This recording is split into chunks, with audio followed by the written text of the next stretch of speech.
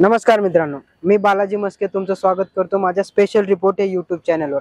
नुकताच विधानसभा निवडणुकीचा निकाल हा जाहीर झालेला आहे आणि या निकालामध्ये लातूर जिल्ह्यातील उदगीर मतदारसंघाचं जर बघायचं झालं तर उदगीर विधानसभा मतदारसंघामधून दुहेरी लढत पाहायला मिळाली। या दुहेरी लढतीमध्ये राष्ट्रवादी अजित पवार गटाचे म्हणजे महायुतीचे संजयजी बनसोडे आणि शरद पवार गटाचे सुधाकर भालेराव अशी लढत पाहायला मिळाली आणि या लढतीमध्ये संजयजी बनसोडे यांचा विजय झालेला आहे आणि तो विजय हा साधा सुद्धा नसून एक 93,000 मताधिक्यांचा हा विजय आहे।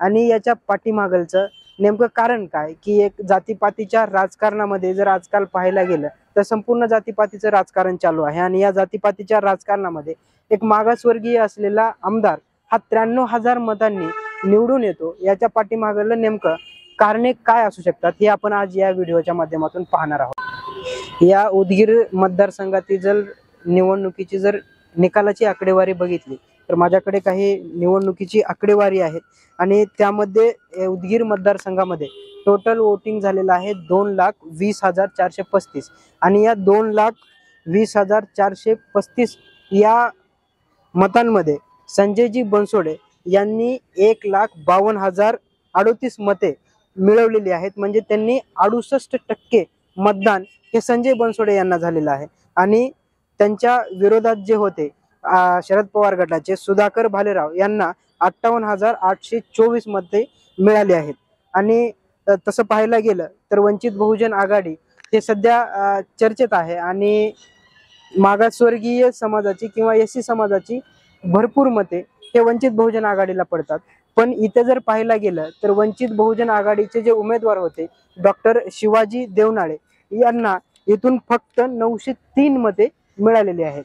म्हणजे याचा अर्थ असा की एससी समाजाची संपूर्ण मते हे महायुतीला म्हणजे संजय बनसोडे यांना गेलेली आहेत। आणि याच्या पाठीमागलं नेमकं कारण काय तर याच्या पाठीमागली नेमकं अशी कारणे आहेत की संजय बनसोडे यांची हे 93,000 मतांची लीड जे आहे ते त्यांच्या विकास कामामुळे त्यांना मिळालेली आहे। त्यांचे विकास कामाची एक झलक आपण या व्हिडिओच्या माध्यमातून दाखवणार आहोत। इथे तुम्ही पाठीमागं पाहू शकता प्रशासकीय इमारत आहे। हे आता त्यांनी जेव्हा आमदार होते या त्यांच्या काळामध्ये हे प्रशासकीय इमारत बनलेली आहे आणि अशी एक इमारत नाही तर पंचायत समितीची, तहसील कार्यालयाची, पोलीस कार्यालयाची आणि पोलीस क्वार्टर अशा सगळ्या इमारती नवीन त्यांच्या काळामध्ये बांधण्यात आलेल्या आहेत। तर तुम्ही जे पहिली इमारत बघितली होती ते प्रशासकीय इमारत होती म्हणजे ते प्रशासकीय भवन होतं आणि तुम्ही माझ्या पाठीमागं आता पाहू शकता की हे एक महसूल भवन आहे। महसूल भवन म्हणजे एक तहसील कार्यालय आहे आणि उदगीर हा एक तालुका आहे आणि लातूर जिल्ह्यामधलं जर तहसील कार्यालय बघितलं लातूर शहरामधलं आणि उदगीर तालुक्यामधलं जर तहसील कार्यालय बघितलं तर खूप मोठा असा फरक आहे। आणि हे जे इमारत आहे ते संजय बनसोडे यांच्या काळामध्ये झालेली आहे। आणि माझ्या पाठीमागं तुम्ही हे तिसरी इमारत बघू शकता, हे पंचायत समिती उदगीर हे पंचायत समितीची इमारत आहे।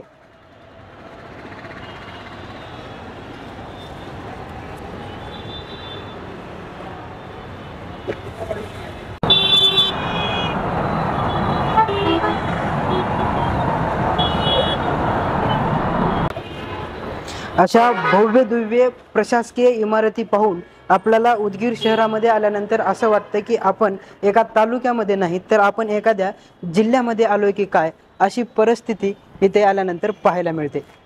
या पलीकडेही जाऊन उदगीर शहरासाठी सेपरेट RTO ऑफिस MH55 म्हणून RTO ऑफिसही इथे उपलब्ध झालेलं आहे। आणि विश्वशांती बुद्ध विहार जे लातूर जिल्ह्यातील सगळ्यात मोठं विहार बुद्ध विहार इथे बांधण्यात आलेलं आहे ते संजय बनसोडे यांच्या विकास कामातून। त्यानंतर जे उदगीर शहराला चारी बाजूने जे रस्ते जोडले जातात त्या रस्त्यांचंही पूर्णपणे काम झालेलं आहे।